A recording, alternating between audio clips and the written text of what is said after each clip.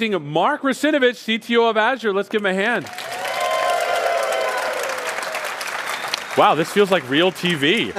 That was crazy. How you doing, Mark? Good, thanks, Seth. So tell us a little bit about what you do at Microsoft for those that do not know. So I'm Chief Technology Officer of Azure. I've been in Azure since 2010, and throughout that entire time, my role's effectively been the same, which is leading technical strategy and architecture for the platform. Cool. So we have a poll going on online right now so that you can tell us what you want us to deep dive on. It looks like we're tied three-way between Azure Arc, Dapr, and Silica. 3 people have voted. 3 people have voted, right? All of them, of course, are my mom. Yeah. But let's not talk about that. Mom, thanks for watching.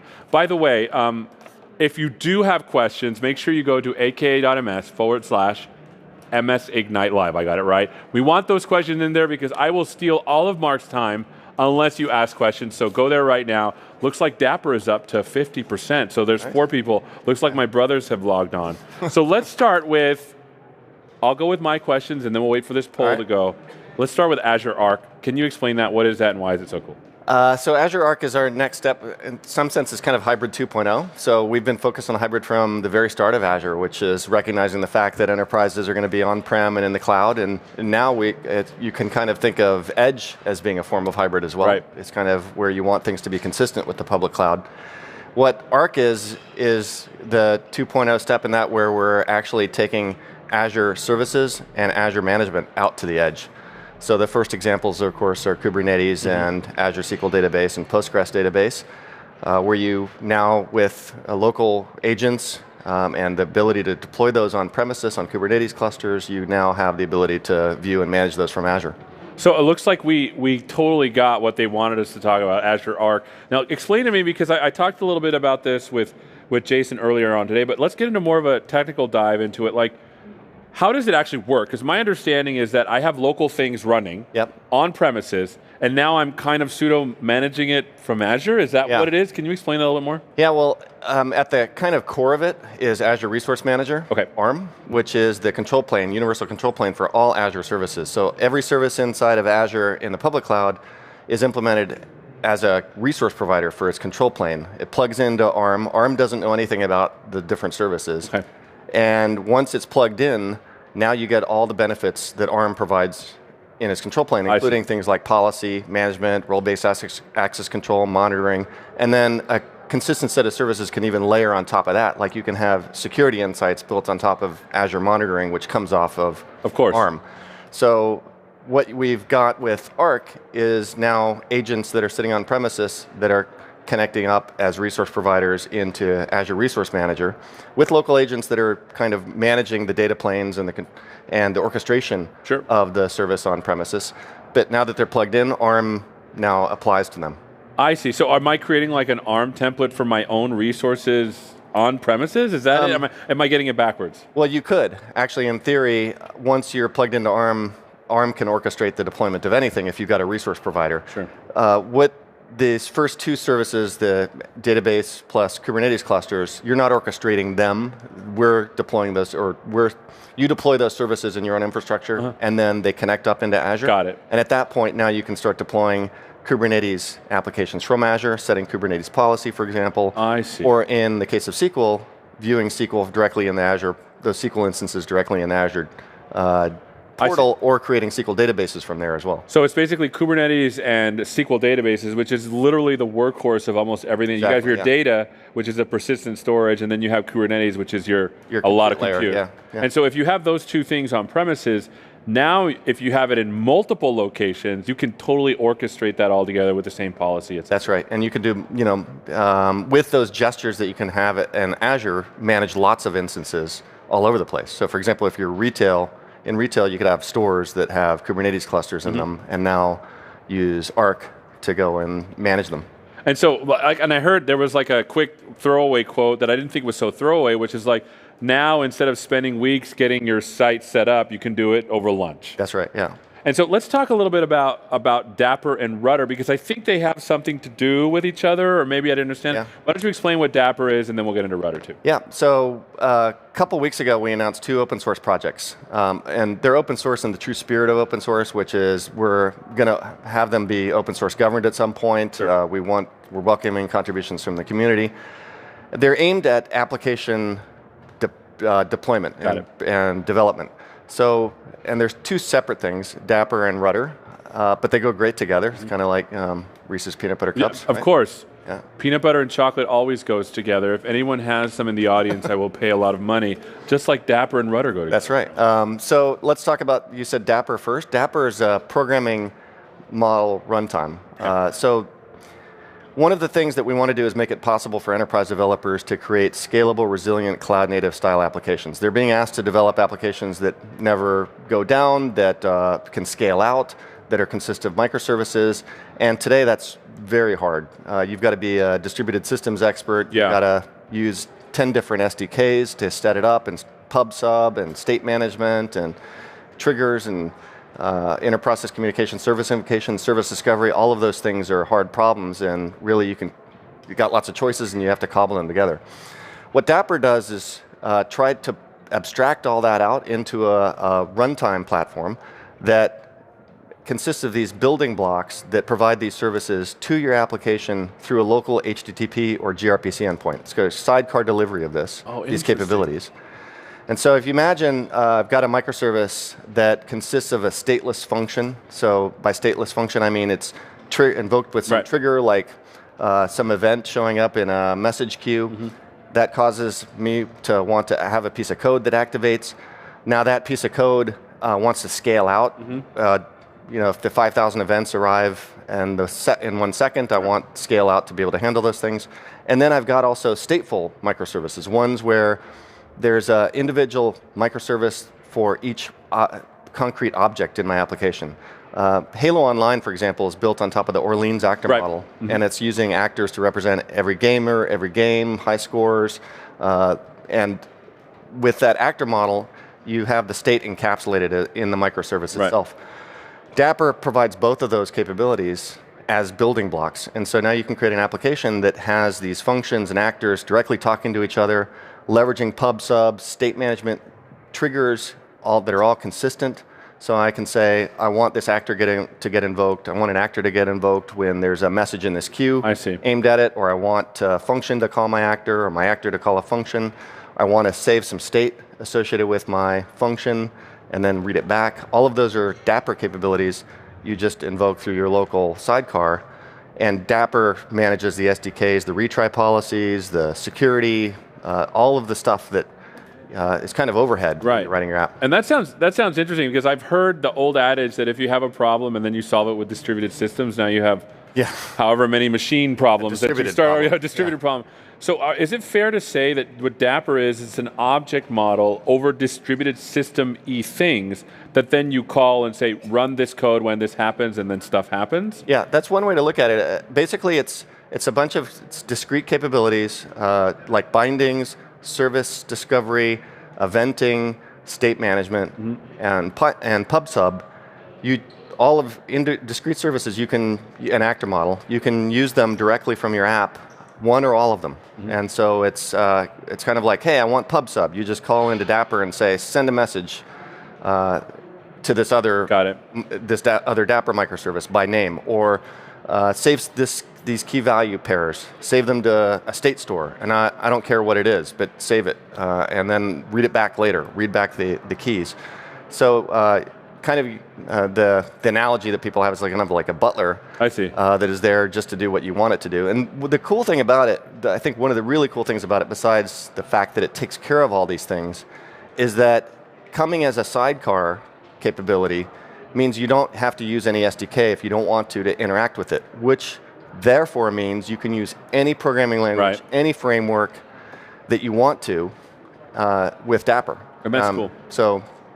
So that's the Dapper part of it. And you said the Rudder is a complementary thing, and that I hadn't heard of, because I've looked at Dapper and I looked at the docs. It was very beautiful. I understood how it was layered. I'm like, oh, I want to look at this in my copious amount of spare time that obviously you also have. What does Rudder do? So Rudder's attacking a different problem, and it's one where if we take a look at what's going on with the cloud and application provisioning and lifecycle management for a cloud-native distributed application, we're going towards serverless world, where I don't want to, the infrastructure is managed by the cloud operator. I want to describe my app in my app developer terms, like I've got this front end, it talks to this back end, this other microservice is over here, they should have security that allows this to talk to that, but not the other thing. I want to provide some configurability so that whoever deploys this thing can customize it for their particular environment. But I don't want to worry about the infrastructure. Now, on the edge and on-prem, what we're seeing is the rise of Kubernetes. Right. And Kubernetes is really infrastructure-oriented, and it's missing a concept of an application from an application developer's perspective. It's true. So if you want to deploy an app on Kubernetes, now you're authoring a Kubernetes manifest and worrying about specific ingress controllers and service meshes and autoscalers and all of the low level. I'm having painful flashbacks of me doing this and not knowing what's happening. Yeah, and it's getting more, I mean, the capabilities of Kubernetes are getting richer, which means it's all getting more and more complicated. Right. So the goal of Open Application Model is a specification for an app model that separates the app from the app operator concerns from the infrastructure operator concerns. And once you've got that separation, now you can describe the app using an app manifest that a developer or an architect can do, like composing components and describing their relationships independent of the infrastructure. Hand that off if they want to, or deploy it themselves if they want to, of course, to an application operator that will say, here are the parameters for my particular environment, here's the auto-scaling bounds and the warm-up and cool-down periods, here's how I want ingress to look, and then they go deploy it on an infrastructure. That infrastructure could be Kubernetes on premises, could be Kubernetes in a public cloud, or it could be a serverless platform where it's not Kubernetes, it's something that understands that application model and binds it to whatever cloud-native primitives, its services it's got. So you mentioned Open App Model, and we also were talking about Rudder. Are they the same thing, or is Open App Model a specification and Rudder an implementation? Yeah, you hit it on that. OAM, or Open Application Model, is the spec, and it's a spec because we expect implementations for different infrastructures. Now, what Rudder is the OAM implementation for Kubernetes. I see. So if you want to deploy an OAM application on Kubernetes, you install Rudder. Okay. I should have installed that because, like I said, I had to do something on Kubernetes once, and it was a lot. Yeah. And so Dapr then is a way to hook into a distributed system to have it do stuff. Rudder is a way to, Open App Model is a way to describe it, and Rudder is an implementation of the Open App Model to do that. And you can, like I said, the Rudder and Dapr are two completely different projects, and you can use one without the other. You can use Dapr without containers even, without distributed app. You can use it locally, you can use it on Kubernetes, you can use it anywhere. And then OAM, or Rudder, allows you to describe an app. It's agnostic to what's in the app. So containers containing whatever. Yeah, so, and that's cool because the Open App Model, eventually you could specify some new type of deployment, for example, if it's going to go on a bunch of Raspberry Pis, for example. Exactly. I mean, I think that it's not clear that if Kubernetes will be the infrastructure for cloud-native applications everywhere. Yeah. Like you can imagine small embedded real-time IoT systems that might have something that's different than Kubernetes. Right. And our goal is that you've got one app model that works across all environments, where it makes sense. And that way, if you describe something using the Open App Model, it'd be easy to deploy later on to something else that comes out soon. Yeah. Okay, we got about 15 minutes, so please get your questions in to aka.ms/MS Ignite Live. Let's talk about Synapse, and then we have some questions that we're going to get to. Describe Synapse, and when I saw it, it kind of blew me away, but why don't you tell us what it is? Well, Synapse is our scale-out SQL analytics service, and you can see from the keynote this morning that the scale it achieves kind of blows away anything is out there in the public cloud today with those 1 petabyte TPCH runs that nothing else can accomplish. And it's really the evolution of the hyperscale architecture that we announced last year, which what it does is it basically decomposes the database. If you take a look at database development up till now, even SQL and SQL Data Warehouse, they've largely been monolithic. Right. The query processors integrated with the storage, which is integrated with the structured log. It's all like one block, and that makes it hard to scale things. I mean, it's kind of like now it's being broken into microservices. Now you've got the log service, you've got the page servers, you've got back-end storage, you've got the compute servers that are doing the query processing. All of those are separated under their own services, which now lets you get this incredible scale. Yeah, and it's kind of crazy because like I've been using SQL databases since beginning of time, right? But actually querying, because I know how these B trees and these things work, but actually querying that fast over that much data, there's got to be some significant engineering that's going there. Could you describe that for us? Yeah, well, so fundamentally, once you're starting to scale out, you're basically going into clusters of hundreds of servers. And those hundreds of servers are all coordinating with one another. A query comes in and it's spread out, sent out, or distributed across those hundreds of servers, so it's all done in parallel. And the query planner with the query processors is making sure that the data is in the right places so the query executes most efficiently. So your 1 petabyte of database is spread out and the query processor knows how to spread it out. But at the same time, once you start operating like that, you've got to be highly resilient. So the fabric is also tolerant to failures, and what you might have is a slowdown, but your query won't fail outright as another server steps in to pick up the data and serve that query. This is absolutely crazy because look, honestly, like when I was a dev, all of the databases can fit in modern RAM nowadays, and now we're talking about the scale of data that can fit over multiple hard drives, and we're able to query them so fast. It's pretty amazing. Yeah. All right, so the other thing that I wanted to talk about, and hopefully you could dive into a little bit more, is this project Silica, because I looked at it, and then I saw what they were doing to it, and then I understood that this is like a new kind of way of storing. Can you describe what this is? Yeah, so the core idea, as you saw if you watched the keynote, is storing data in glass. And the way you store the data in glass, I think this was the big technological breakthrough, and still there's engineering work left to do, how you efficiently store data in glass in a way that you can write the data, but then be able to read it back efficiently and reliably as well. So the technology they're using to write is femtosecond lasers, the same kinds used in LASIK surgery, very minuscule pulses of energy, high frequency energy, into the glass that causes a deformation they call a voxel. Now by tuning the polarization of the laser, as well as the angle that it hits the glass, as well as the target for how deep you're on the glass, they can encode multiple bits of information in one of those voxels. And they can do it by targeting different depths in the glass with the laser. They can store the data three-dimensionally. So it's like a three-dimensional grid of voxels. And then what they do is shine light through the glass, various types of light from various angles, and then take images of that and use machine learning to process the composites of this image to extract the bits from those voxel images. And that's the way you read the data back out. And so what they've been working on over the last few years is being able to do it more quickly, being able to do it more reliably, having higher density, having more layers in the glass, so they're above 100 layers now in the glass, in 2 millimeters of glass. And gotten to the point now where they stored the whole Superman movie and read it back successfully. That was a huge milestone. But the benefits, Satya touched on them with a company like Warner Brothers that's storing this stuff. With the way they store it today, they've got to go and refresh it periodically because all the existing medias, whether it's Blu-ray or tape or SSD, they all degrade over time. And so you need to read it back and then write it back out again constantly. With glass, you write it once, it doesn't degrade. It's effectively permanent. The glass lasts literally millions of years if you just leave it there, and you can see the kind of temperature variations. He was cooking it, he was microwaving it, he was putting it in a degausser, he was boiling it. He was doing things that you couldn't do to other media types, which kind of debunks the whole glass is fragile when you're comparing it to other storage technologies.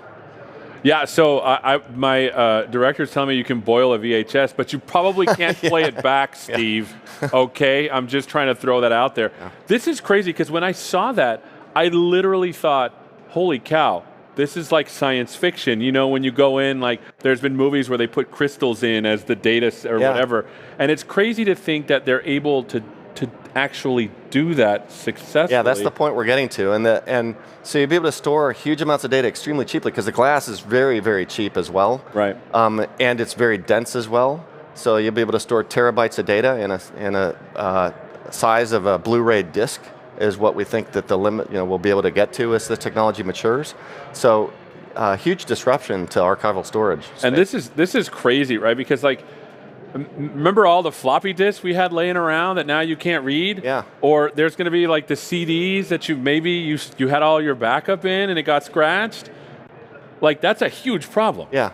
Like, and imagine if you're storing and backing up terabytes and petabytes of data, this is a huge problem. Yeah, but keeping it, I mean, if you take a look, just talking about the reading and writing aspect, once we're storing a zettabyte of data, imagine having every 10 years or 5 years having to go read that whole zettabyte out and then write it back just to refresh, keep it refreshed.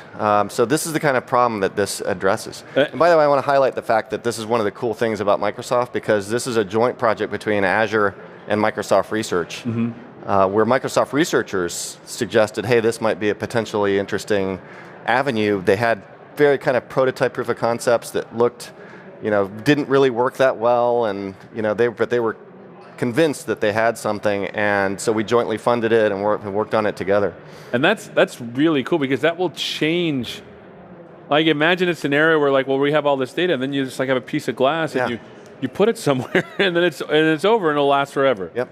Okay, so now let's get into some of the last questions that we have here. And then, by the way, keep your questions coming in. We want to hear them, aka.ms/MSIgnite Live. Can you go into more detail about Azure Quantum? And Quantum is something that's near and dear to my heart, too. Yeah, this will be quick. I can do it very quickly. Oh, let's do it. Yeah, yeah, let's start with the ultraviolet catastrophe, and let's go into the physics, right? Yeah. Let's talk about this a little bit. Yeah, where do you want to start? So I want to start with, look, we have particle physicists working at Microsoft right now, and I don't know anything like what they do. How is Azure Quantum actually useful to someone like me, a programmer, or an IT pro, or someone that's in the technical space? Why should we be excited about this? Let's start there, and then maybe we'll dive down. Okay, so I think there's two aspects to the quantum program. You heard about one of them this morning in the keynote, which is quantum-inspired algorithms, or quantum-inspired optimization, which is you leveraging kind of quantum effects like tunneling to rethink existing optimization problems. Got it. Where this new angle, which isn't really quantum, that's why they say quantum inspired, but really a different way of looking at optimization to solve problems faster, like this MRI imaging with Case Western Reserve that we talked about this morning. So that's one thing is, in fact, when you talk to the quantum team, they'll say a lot of people from industry come to us and they'll say, I've got this problem, I think quantum can solve it. And they look at it and they're like, actually, you can actually solve that today with classical. Yeah. It's just nobody's really looked at it the right way. And so these turns into these kind of quantum optimization. So that's the first thing. But when you take a look at true quantum, when it shows up, when Microsoft's got what we're creating, which is a quantum computer, you'll be able to solve problems that today literally cannot be solved in any practical timeline. They gave me a Silica, and that's the Windows 10 ISO on this. Yeah. I'm like sitting here looking at this, I can't even this is nuts. Like, literally, I was thinking space movies, and they're like, hey, we have the data here. Let me point it at the camera so you can see it. You can't even see. This is nuts. So they said I could keep this, right? Is that? I don't know. I don't know what this is. He's like, no, no, take it at your own peril, Seth. I'll. Oh no, well, I don't know. We'll both maybe. Yeah.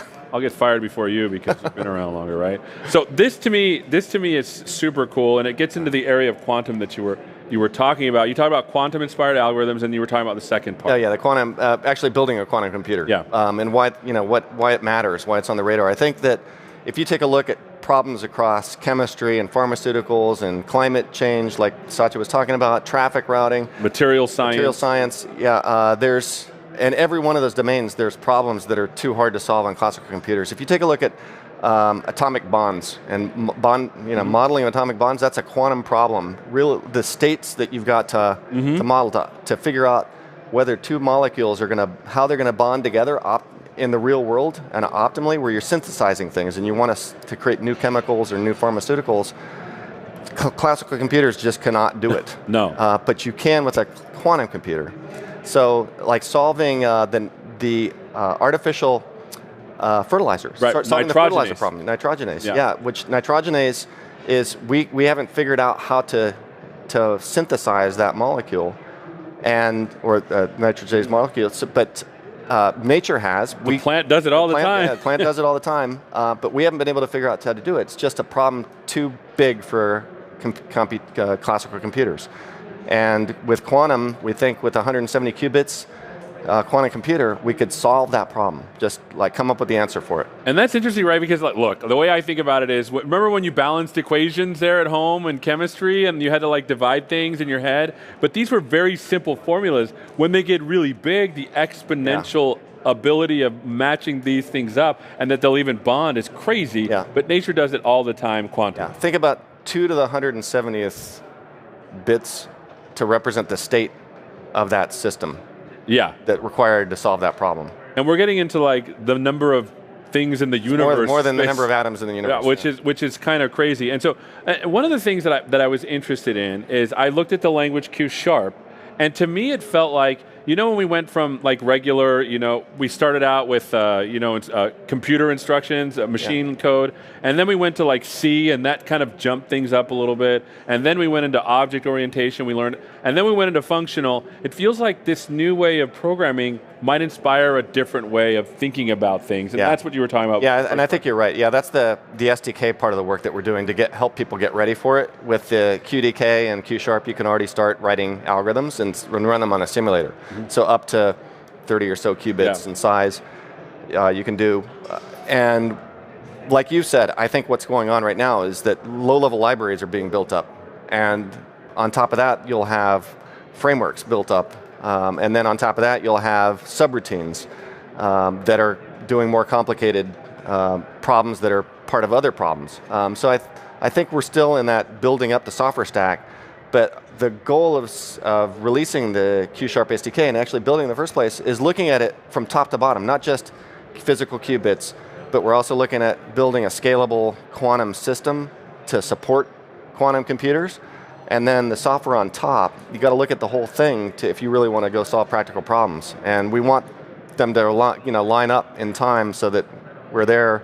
We got the quantum computer, we can solve the problems. That's interesting. And so the way I'm hearing this is that we're building like this SDK and this API, or this language in order to access it, while at the same time we're building the hardware. So eventually they'll meet up and we'll be like, wow, we just solved some crazy problems. Yep. That's awesome. Okay, so we've got about 2 minutes left. What are some things that you're excited about that's happening in Azure? Besides what we talked about? Besides what you can go through the I'm really excited about that, but anything that you're excited about that we should look into? This is kind of on the spot question. It is really on the spot. It's like so open. Because I've been talking about the things that I'm really excited about. I think Dapr, for me, is one of the kind of, if you take a look at cloud application, cloud native development for the enterprise, I think that Ohm and Rudder are kind of necessary pieces that are missing, so gap filler, filling existing gaps. I think Dapr's revolutionary. Yeah. If you take a look at functions as a service, this is the kind of the next step in cloud native programming runtime. And it's Dapr.io. You can go and look at that right now. So incredibly excited, and the enthusiasm for that is pretty tremendous. It's already, one way to measure things when it comes to open source is GitHub stars. Right. And it's going to cross 4,000, I think, just in 3 weeks. And it was released fairly recently. Yeah. So as we're looking at all of this stuff, we've talked about Azure Arc, we've talked about Dapr, Rudder, Synapse, Silica, and the open app model. What do you see, like if you're a developer or an IT pro and you're looking at all this innovation, where would you suggest they start to get onto this bandwagon? I think the fundamentals, right? Yep. So the learning paths we've got in Azure Learn and Microsoft Learn are the places to start. And actually here, if you're at Ignite, we've got the learning paths here. And they're also online. I mean, you could totally online. go online and there's an Azure Fundamentals. They're actually requiring all of us in my group to watch it. And I'm pretty excited to learn. I was tired of. Yeah, he was tired of explaining stuff to me. They're like, hey, look, get Seth to take this thing. Get a little educated, my friend. Well, you know what? It's always exciting to be here with you. Where are some resources people? Dapr.io. What about the open app model? Where can people go to learn about that? So it's, I can't remember the name of the URL for it. They're all in GitHub. So Open Application Model or Rudder will take you to the right places. I'm also giving a breakout session here tomorrow, specifically on them. one on Quantum on Wednesday, and then one on data center stuff, which Fantastic. On Thursday. So, well, thank you so much for being with us. Thank you so much. We are going to, let's see, we are closing in on the end of the day. They wrote some nice stuff for me to say. And now that we've given you a sampling of what goes on here all week, we have a community reporter, Kyle Rosenthal, ready to tell you even more. Kyle, let's go to you, bud.